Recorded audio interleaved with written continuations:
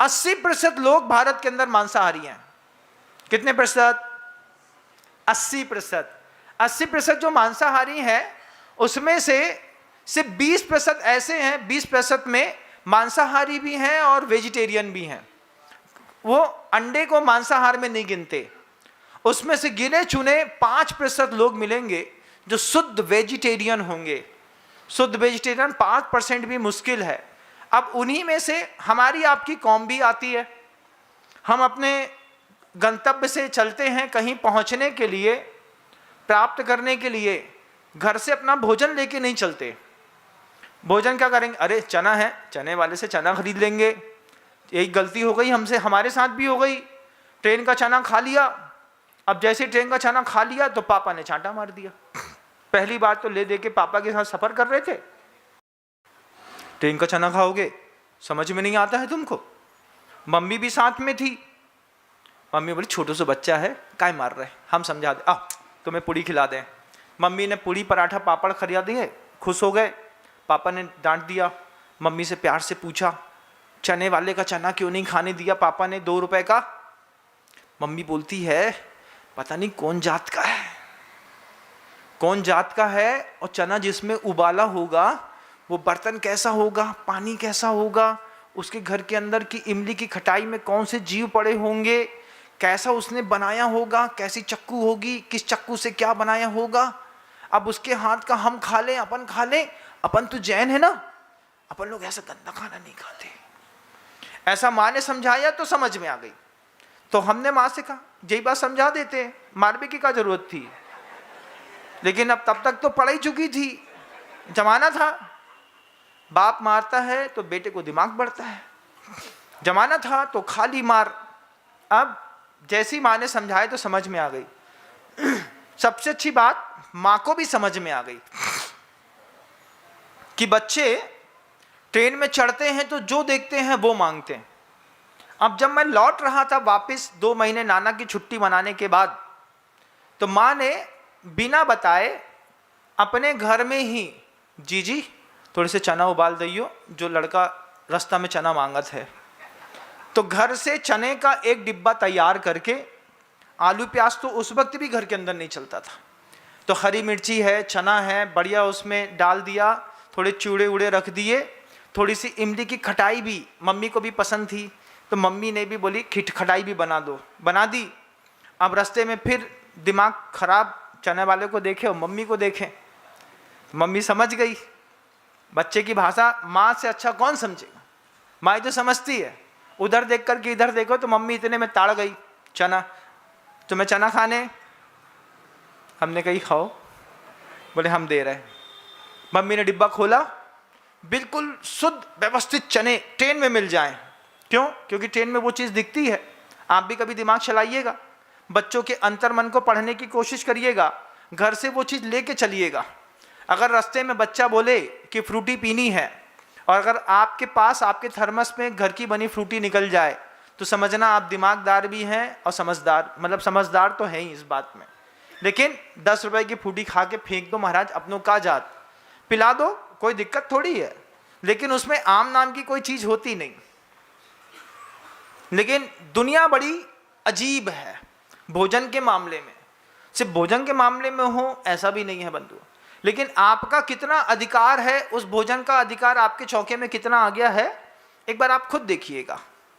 आप बाजार का पिसा नमक खाते हैं, आप बाजार का जीरा मन खाते हैं, आप बाजार का आटा खाते हैं, आप बाजार का मैदा सूजी खाते हैं, आप बाजार के गिट्स से घर के अंदर रसगुल्ला बना के खाते हैं, आप बाजार का चिली सॉस खाते हैं, आप बाजार का अचार खाते हैं, आप बाजार का पापड़ खाते हैं, आप बाजार का मैगी खाते हैं, आप बाजार का टमाटर सॉस खाते हैं। कितनी सारी चीज़ें हैं जो सिर्फ बाजार की हैं और आपके घर के अंदर चारों तरफ से घुस गई हैं। महाराज हमने तो ऐसा सोचा ही नहीं। बिल्कुल क्यों नहीं सोचा आपने? भी जो पुंगड़ी होती थी, वो जो सिंधी लोग बेचते थे ना पुंगड़ी, क्या बोलते हैं उसको, फिंगर वाली पुंगे कहते हैं ना। हाँ, 1 रुपए का बिकता था 20, और एक बार खा लिया तो फिर चांटा पड़ गया। फिर सेठ जी बोले हमारे, बोले जो बाजार को खा है, पता नहीं कौन तेल में पकाओ है। हमने कही तुमको हमसे दुश्मनी है कि हमारे खाने से? तो पिताजी बाद में बड़े अच्छे से बोलते हैं, भैया हम चिल्लाते हैं, इनको मतलब जो नहीं कि तुमसे बुराई है, तुम्हें बचाबो चाहते हैं, यहीं से चिल्लाते हैं। हम भी तुम्हें चिल्लाते हैं तो इनको जो मतलब नहीं कि तुमसे बुराई है, तुम्हें हम भी बचाबो चाहते हैं। दुनिया बड़ी अजीब है। इस अजीब दुनिया में आप पहुंच गए। अब आपको दिखा कि केरला वाला अन्ना आया है, अन्ने का मसाला डोसा, महाराज उसका तो क्या वो नारियल के तेल में गजब का बनाता है, क्रिस्पी। फिर उसी में वो जब कोई मांसाहारी पदार्थ अपने परिवार के लिए बनाता होगा, फिर कैसा? मसाला डोसे की भी कहानी है। क्या कहानी है महाराज? मत बताओ, बता दो, अच्छा है सुन लो, पता नहीं हम कल मिले नहीं मिले, सुन लो। जगदलपुर गया, जगदलपुर में बहुत बड़ा विधान हुआ गुरु जी के उसमें। तो जगदलपुर में करीब 400 वो मसाले डोसे के और इडली सांभर बड़े के स्टॉल लगे होते हैं। पूरा वो साउथ का कल्चर है, उड़ीसा वहाँ से विशाखापट्टनम सब जुड़ा हुआ है। तो जो माली था वो सुबह अपने पूरे छत में चावल सुखा रहा था। हमने उससे पूछा, हमने केशलोच किया, सब आहार में गए, तो हम ऊपर धूप में बैठे थे। हमने कहा क्या करोगे इसका? बोले अभी आएंगे लोग, 12 रुपए किलो में लाइन लगा करके पूरा गीला टूटा खंडा चावल सब बिक जाएगा। हमने कहा कौन लेके जाएगा? बोले जितने ये डोसे वाले हैं ना, ये सारे डोसे वाले जितना सड़ा पचा मचा चावल है सब उठाएंगे 12 रुपया किलो में, जाएंगे वहाँ पर जार करके उसमें थोड़ा सा कुछ वाइटनर जैसा डालते हैं, पानी डालेंगे और लगा देंगे उसमें, फिटते फिटते फिटते फिटते फिटते जब उसमें खमीर उठ जाएगा, ईस्ट डाल करके उठा देंगे। इसी को बढ़िया उठा करके गरम तवे में डाल करके बेहतरीन, कितने का? 50 रुपए का एक मसाला डोसा।